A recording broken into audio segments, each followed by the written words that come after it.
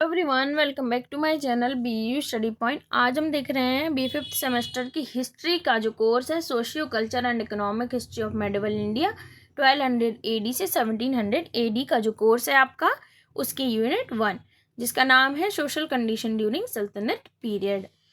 आज हमें इसमें देखना है कि सोशल कंडीशंस क्या होती थी, कैसी सोसाइटी होती थी सल्तनत पीरियड के टाइम पे।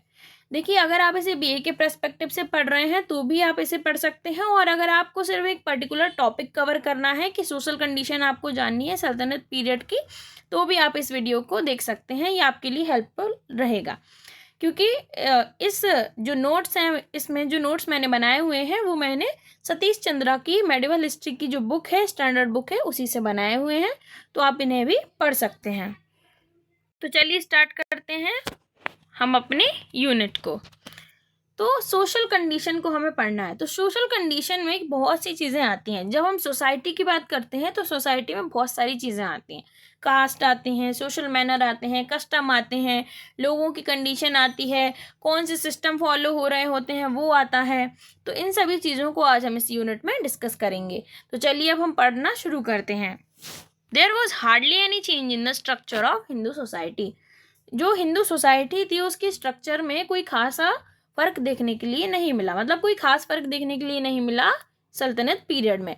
जो स्मृति राइटर्स थे उनके मुताबिक ब्राह्मण जो थे वो हाईएस्ट जो है प्लेस पे आते थे, लेकिन इस समय में जो अनवर्दी ब्राह्मण्स थे उनको क्रिटिसाइज भी किया जाता था स्मृति राइटर्स द्वारा।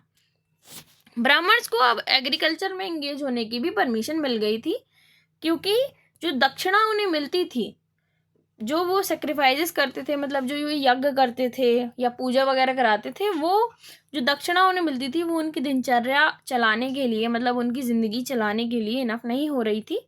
इसलिए अब उन्हें एग्रीकल्चर में जुड़ने की भी अनुमति मिल गई थी इस एज में।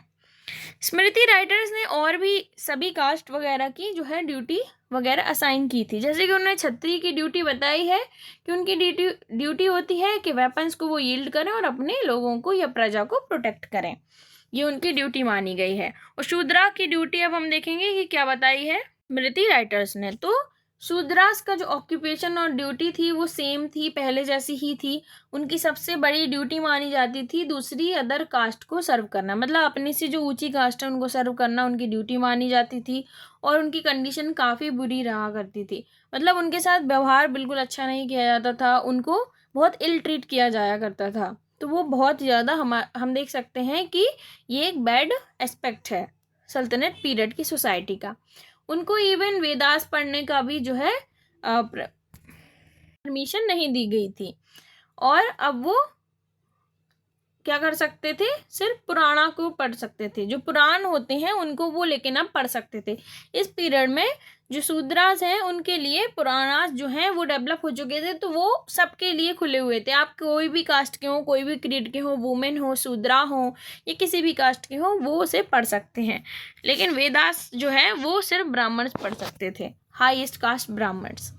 But for the other caste eating, living और sitting with the Shudras were not allowed and were also avoided.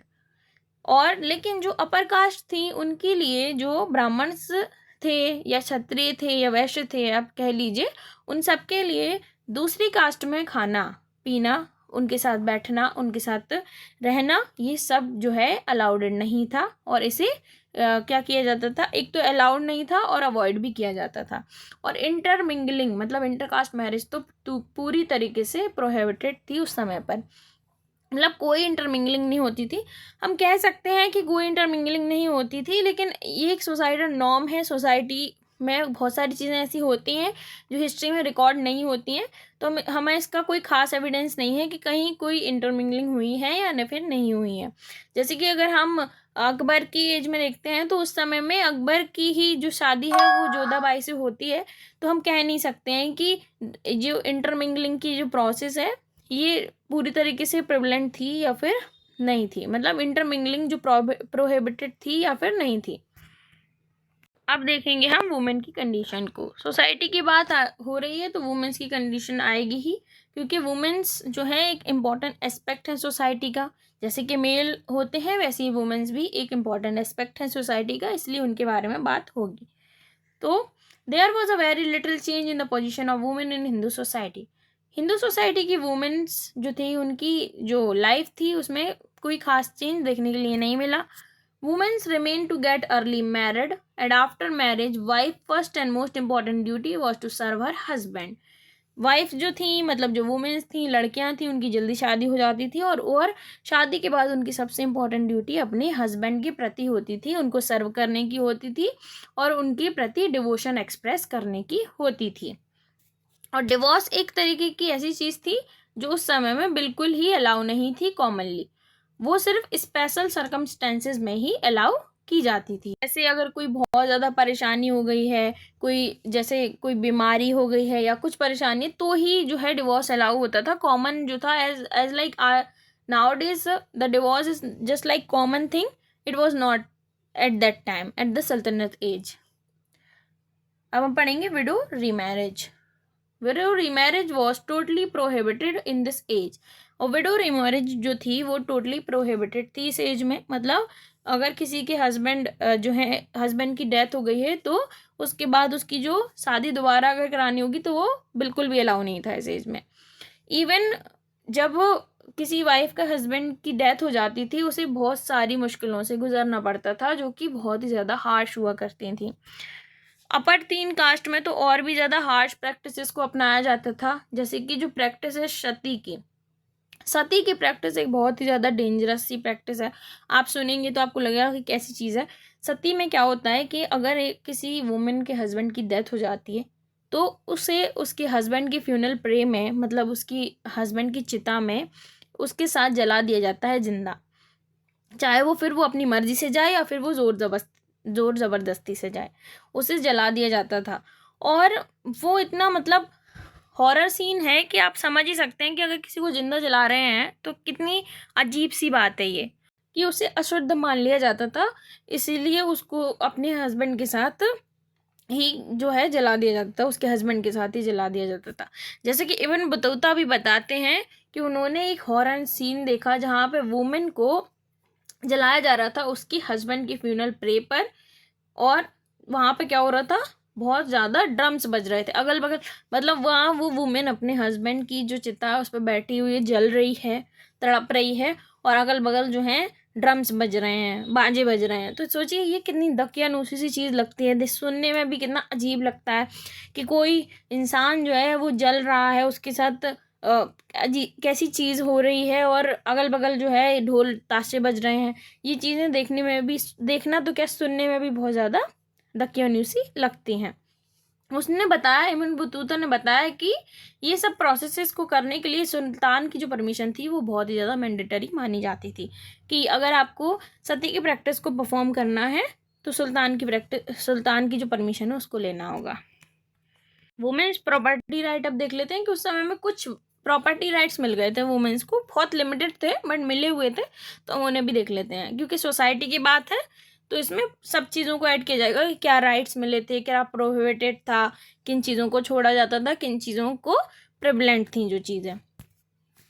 A widow will और could only have right on her husband property if there is no heir of property. एक विधवा को उसके husband की property पर तभी हिस्सा मिलता था अगर उसका कोई वारिस नहीं है उसकी प्रॉपर्टी का। लेकिन इसमें भी एक कंडीशन जुड़ी हुई थी, वो क्या थी अब हम देखते हैं। But if even the brothers of husband have a son the whole property will be given to him only.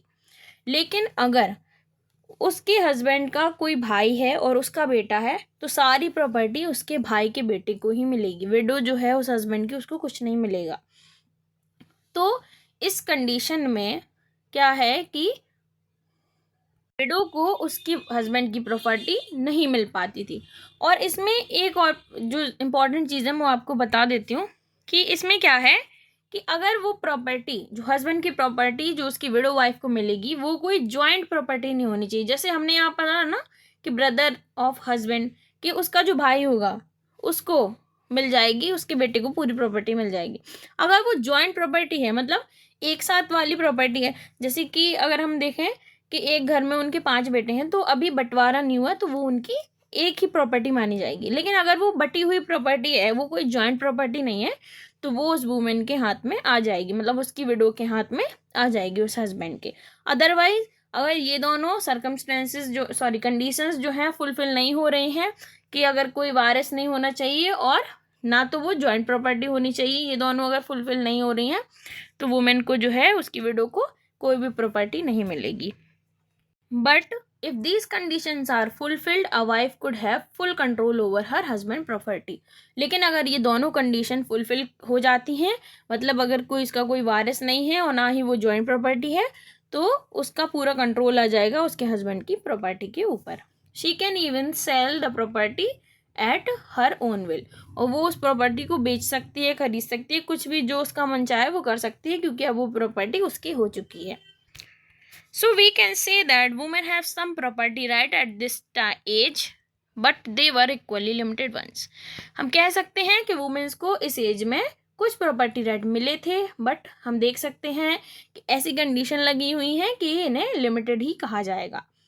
फिर है पर्दा सिस्टम। पर्दा सिस्टम एक इम्पॉर्टेंट एलिमेंट है सल्तनत पीरियड का। Purdah system was also at peak at this age. इस समय में जो पर्दा सिस्टम था वो बिल्कुल पीक पे था, मतलब ज़्यादा से ज़्यादा लोग जो थे इसका यूज़ करते थे, पर्दा जो है सिस्टम इसका यूज़ किया जाता था। This system was a result of culture interaction between Hindu and Muslim. और पर्दा सिस्टम आया कैसे? वो आया जो इंट्रैक्शन हुआ, कल्चरल इंट्रैक्शन हुआ हिंदू और मुस्लिम के बीच में, उससे ये पर्दा सिस्टम जो है अडॉप्ट किया गया है। और ये मुस्लिम कल्चर से अडॉप्ट किया गया है, मतलब मुस्लिम कल्चर इंट्रैक्शन हुआ, जब दो कम्युनिटी के लोग मिलते हैं तो कुछ कल्चरल इंट्रैक्शंस होते हैं, कोई चीज़ वो उनके अडॉप्ट कर लेते हैं, कोई चीज़ सामने वाले उनके अडॉप्ट कर लेते हैं, तो इसी को हम कल्चरल इंट्रैक्शन कहते हैं। तो ये जो पर्दा सिस्टम है ये मुस्लिम कल्चर सिस्टम से जो है अडॉप्ट किया गया है।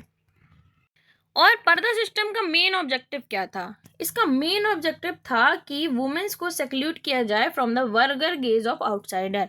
वो इसका मेन ऑब्जेक्टिव ये था कि जो वुमेन्स हैं उनको अलग किया जा सके, जो बाहर की मतलब जो बाहर के लोग हैं उनकी नज़रों से उन्हें बचाया जा सके, इस प्रकार का कुछ इसमें सिस्टम था। इसीलिए जो है पर्दा सिस्टम का उपयोग होता था। पर्दा system become a symbol of high society at that time.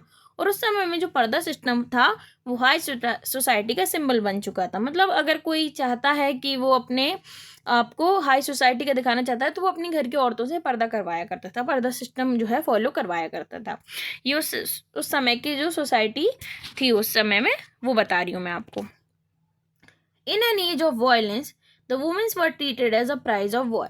उस समय में जो अब आप देख ही सकते हैं कि वो वॉर का समय था। उस समय पे जो है काफ़ी सारे अटैक्स हुआ करते थे कि कोई एक राजा यहाँ पे अटैक कर रहा है तो कोई सुल्तान वहाँ से अटैक कर रहा है। तो इस समय में काफ़ी वायलेंस की एज मानी जाती है ये सल्तनत पीरियड के टाइम पे। अलाउद्दीन खिलजी के टाइम पे तो आप समझ ही सकते हैं। तो ये काफ़ी ज़्यादा वायलेंस की एज थी। तो और वुमेन जो भी जगह जीती जाती थी उस जगह का सामान, उस जगह की प्रॉपर्टी, वो तो ठीक ही ठीक है, वुमेन्स को भी जो है वॉर के प्राइस की तरह ट्रीट किया जाता था। इसीलिए पर्दा सिस्टम की जो ग्रोथ है वो बहुत ही ज़्यादा हुई, क्योंकि जो लोग थे वो अपने घर की वुमेन्स को बचाना चाहते थे, जो बाहर आउटसाइडर्स हैं उनकी नज़रों से बचाना चाहते थे।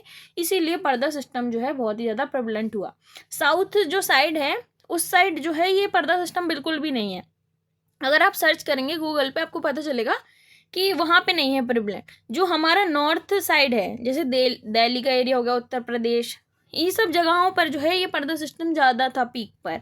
आप चाहें तो इसे गूगल करके भी समझ सकते हैं।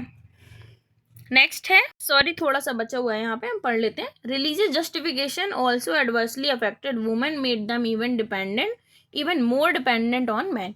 और जो रिलीजियस जस्टिफिकेशंस थे उन्होंने भी वुमेन्स की कंडीशन को बहुत ही ज़्यादा क्या किया है, अफेक्ट किया है, कि उन्हें जो है मेल्स पर, मेंस पर और ज़्यादा डिपेंडेंट बना दिया। जैसे उनके हस्बैंड, उनके फादर, उन पर और भी ज़्यादा डिपेंडेंट बना दिया था।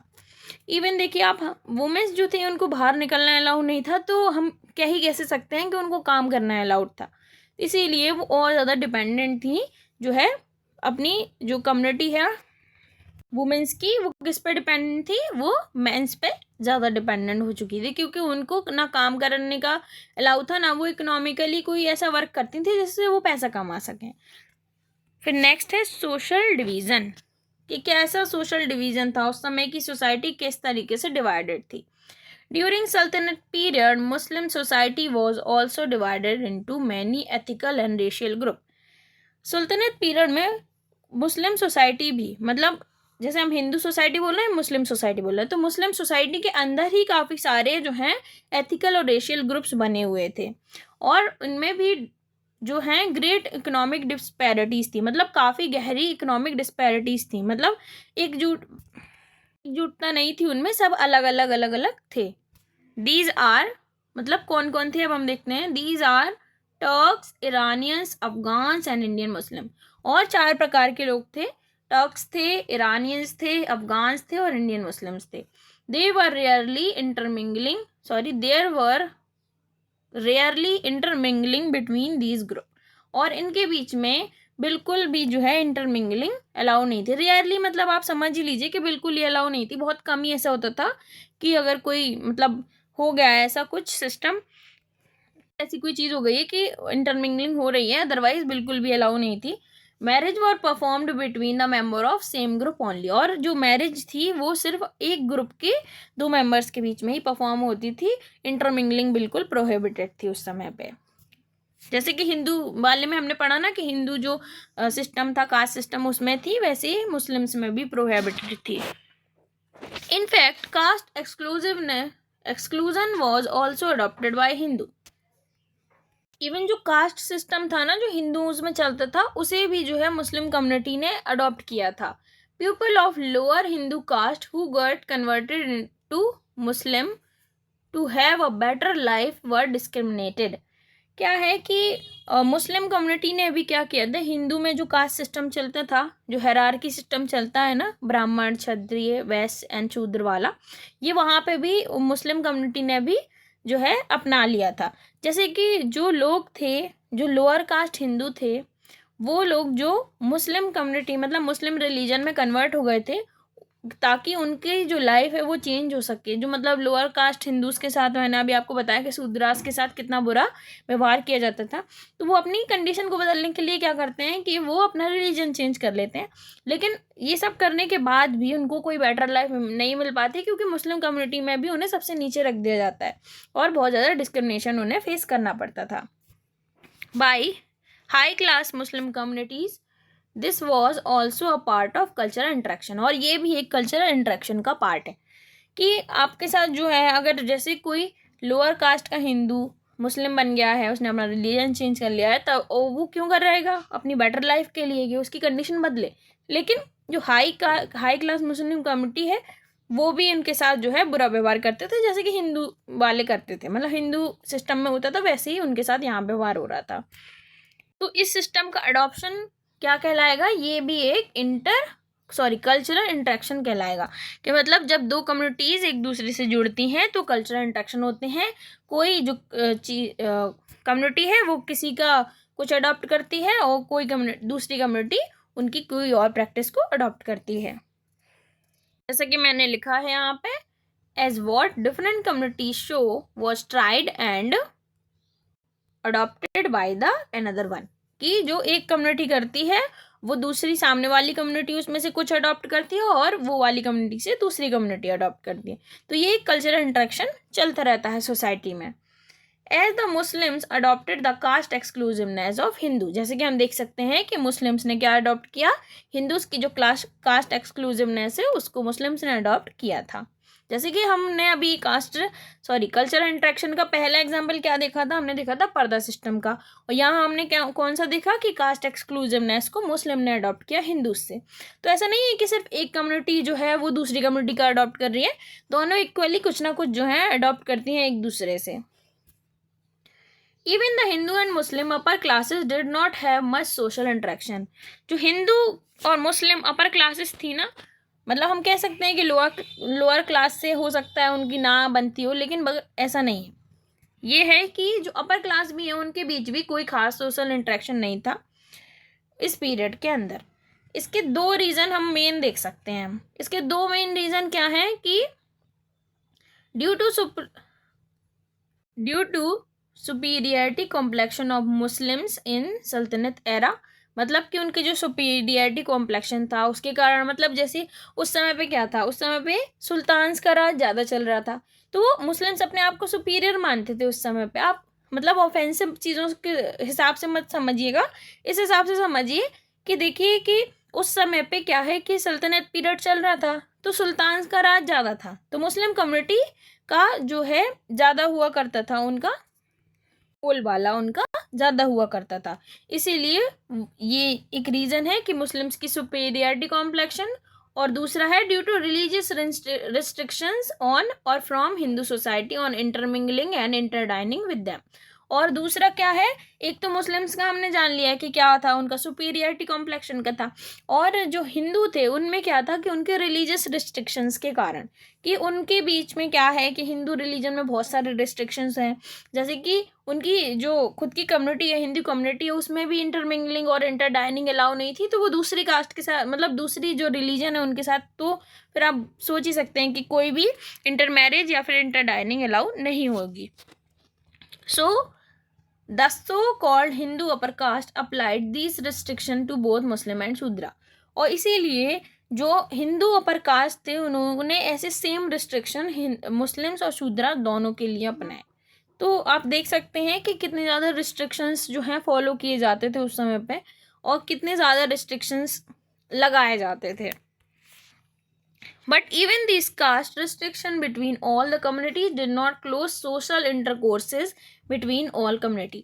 इन सभी रिस्ट्रिक्शंस के होते हुए भी जो सोशल इंटरकोर्स होता है, मतलब जो प्रक्रिया होती है काम वगैरह करने की, उसमें कोई खास चेंज नहीं आता है। मतलब उसके कारण अगर कोई रिस्ट्रिक्शन है, उसके कारण जो सोशल इंटरकोर्सेज हैं वो नहीं बदलते हैं इन कम्युनिटीज़ के बीच में। जैसे कि हम एग्जाम्पल के लिए देख सकते हैं, many time the Hindu soldier enrolled in Muslim army, कि हिंदू जो सोल्जर्स हैं, बहुत बार ऐसा देखा गया है कि हिंदू जो सोल्जर हैं वो मुस्लिम आर्मी में भी काम कर रहे होते हैं, और बहुत सारे ऐसे हिंदू पर्सनल मैनेजर्स जो हैं वो भी मुस्लिम्स की जो दरबार है उसमें इन्वॉल्व होते हैं। मतलब बहुत सारे मुंशी जो हैं, हिंदू मुस्लिम मुंशी होते हैं, मारवाड़ी लोग होते हैं, उनको रखा जाता था अकाउंट्स को फॉलो वो सब करने के लिए, काम वगैरह देखने के लिए। तो आप देख सकते हैं कि सोशल इंटरकोर्सेज जो हैं वो नहीं बंद होते हैं, चाहे हम इंटरमिंगलिंग और इंटर डाइनिंग को बंद कर दें, बट सोसाइटी है तो इंट्रैक्शंस तो होंगे ही।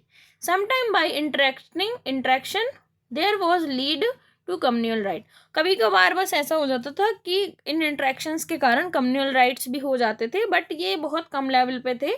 जो आजकल कम्युनल राइट्स होते हैं उनसे काफ़ी ज़्यादा लो लेवल पे हुआ करते थे। बस यूनिट का लास्ट टॉपिक है स्लेवरी। हम इस यूनिट को प्रॉपर कवर कर रहे हैं, हर एक चीज़ हमने जाननी है कि क्या क्या जो है उस समय की सोसाइटी में होता था सल्तनत पीरियड की। अब ये लास्ट टॉपिक है, वीडियो शायद बहुत लंबी हो गई है, बट मैंने ये सोचा था कि एक ही वीडियो में हम पूरा टॉपिक ख़त्म करेंगे ताकि आपको भी आसानी हो पढ़ने में, इसीलिए। तो चलिए अब बिना टाइम वेस्ट करते हुए हम जल्दी से इसे भी कवर कर लेते हैं, देन वीडियो हमारा पूरा ख़त्म हो जाएगा। हिंदू शास्त्रा describe 4 categories of slave. Hindu शास्त्र के अकॉर्डिंग 4 प्रकार के स्लेव होते हैं। एक होते हैं बाय बर्थ, दूसरे होते हैं बाय परचेज, और तीसरे होते हैं बाय बाय एक्विजिशन, और लास्ट होते हैं बाय इनहेरिटेंस। तो 4 प्रकार के जो है क्या होते हैं, स्लेव होते हैं। एक मतलब बचपन से, मतलब वो पैदा ही होते हैं किसी स्लेव के बच्चे होते हैं, तो वो बाय बर्थ हो गए। और बाय परचेज है कि उन्हें मार्केट से खरीद के लाया गया है। और बाय एक्विजिशन मतलब है कि वो प्रिजनर्स हैं वॉर के। और बाय इनहेरिटेंस मतलब वही बर्थ वाला ही है कि एक कम्युनिटी से, मतलब अपनी एक जो आपकी जनरेशन है दूसरी जनरेशन में, ऐसा इस तरीके का। तो 4 प्रकार के स्लेव्स जो हैं बताए गए हैं ब्राह्मण हिंदू शास्त्र से। बार बार गलती हो जाती है, हम so sorry. Slavery was practised on large scale in West Asia. West Asia में उस समय में जो है स्लेवरी बहुत ही ज़्यादा हाई पीक पर चलती थी, बहुत लार्ज स्केल पे चलती थी।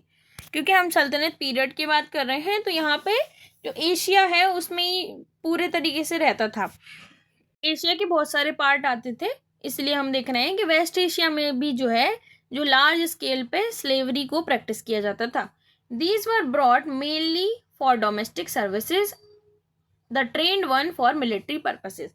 और जो स्लेव होते थे उनका मेजर पर्पस उन्हें लाने का ये होता था कि उन्हें डोमेस्टिक सर्विसेज के लिए लाया जाता था, और जो ट्रेंड होते थे, जो ट्रेंड स्लेव होते थे, उनको मिलिट्री पर्पसेस के लिए खरीदा जाता था। Eight that time the slave was like a commodity, एक तरीके की कमोडिटी की तरह थे स्लेव उस समय पे। कमोडिटी मतलब जैसे कि जो हमारी चीज़ें होती हैं, जो हम जिस सामान खरीदते हैं, उसी को हम कहते हैं कमोडिटी, कि एक तरीके की वस्तु की तरह थी उस समय पे। ऐसे नहीं उनको इंसान नहीं माना जाता, उन्हें वस्तु माना जाता था उस समय पे। जैसे कि आप देख सकते हैं, एग्जाम्पल मैंने दिया है कि कुतुबुद्दीन हिमसेल्फ इंस्लेव्ड 20,000 स्लेव, कि कुतुबुद्दीन जो ऐबक थे, उनके खुद के पास जो है 20,000 स्लेव्स थे। तो आप समझ सकते हैं कि कैसे जो है इंसानों को स्लेव बना के उनको सामान की तरह यूज़ किया था उस समय पे।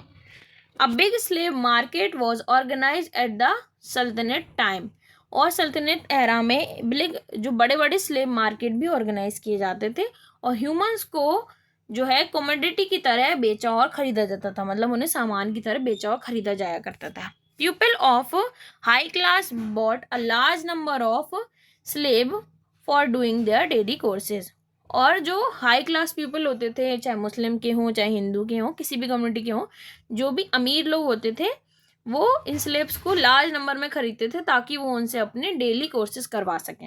मतलब वो, आप तो जानती हैं कि अमीर लोग होते थे तो वो अपने घर के काम वगैरह करते नहीं, उनके अपने खुद के काम होते हैं, तो इसलिए वो स्लेब्स को जो है ख़रीद लिया करते थे और उनसे अपने डेली के काम करवाया करते थे। बस हमारा जो ये पूरी यूनिट है, यूनिट 1 हमने पूरी ख़त्म कर ली। काफ़ी टाइम लगे, देखिए 26 मिनट जो हैं वो लग गए हैं हमें से पढ़ते पढ़ते, लेकिन पूरी चीज़ जो है हम समझ चुके हैं। अगर आपको इस वीडियो में कोई भी प्रॉब्लम लगी हो, कोई चीज़ समझ ना आए हो, तो आप कमेंट सेक्शन में मुझे बताइएगा, मैं उसे सॉल्व करने की ज़रूर कोशिश करूँगी। अगर आपको ये वीडियो पसंद आया तो please like share and subscribe ज़रूर कीजिएगा। इतनी देर से पढ़ा रही हूँ, आप प्लीज़ एक कमेंट कीजिएगा ज़रूर, कि उससे मुझे थोड़ा मोटिवेशन भी मिलता है। आपके दोस्त हों जो इस कोर्स को लिए हों, मतलब हिस्ट्री वगैरह लिए हों, तो आप उनके साथ भी इसे वीडियो को शेयर कर सकते हैं, और चैनल को ज़रूर सब्सक्राइब कीजिए, क्योंकि हमारे जितने भी सब्सक्राइबर होते जाएंगे उतने ज़्यादा मैं वीडियो अपलोड करती जाऊंगी। तो चलिए मिलते हैं नेक्स्ट वीडियो में, तब तक आप इस यूनिट को अच्छे से पढ़ लीजिए, नोट्स भी बना लीजिए, नोट्स बनाते जाइए, वीडियो को देखते देखते नोट्स बनाया कीजिए, उससे आपको चीज़ें आसानी से समझ आएंगी। समझने में बहुत आसान हो जाता है और फिर पढ़ने में भी उतना ही आसान हो जाता है। तो चलिए मिलते हैं नेक्स्ट वीडियो में, तब तक आप अच्छे से पढ़िए। यूनिट 1 को हम जल्दी से जल्दी जो है यूनिट 2 को भी अपलोड करेंगे। तो थैंक यू फॉर वॉचिंग।